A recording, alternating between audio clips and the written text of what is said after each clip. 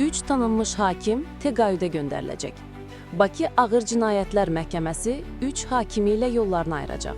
Gözaltı Qafqaz İnfoya istinadən xəbər verir ki, uzun illərdir eyni məhkəmədə fəaliyyət göstərən hakimlər Novruz Kərimov, Rasim Sadıqov və Cavid Hüseynov yaş həddinin bağlı təqaüdə çıxacaqlar.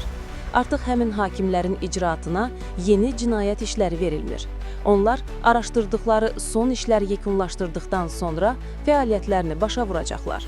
Novruz Kərimov, Rasim Sadıqov və Cavid Hüseynov indiyədək bir sıra səs-küylü cinayət işlərinə baxıblar və bu işlərdə hakim kollegiyasının tərkibində iştirak ediblər. Qeyd edək ki, ötən gün Bakı Ağır Cinayətlər Məhkəməsinin başqa bir hakimi Anar Sadıqov da öz ərizəsi ilə vəzifəsindən ayrılıb. Gündəlik hadisələrdən xəbərdar olmaq üçün bizi izləyin. Söz altında yox, göz altıda qalın.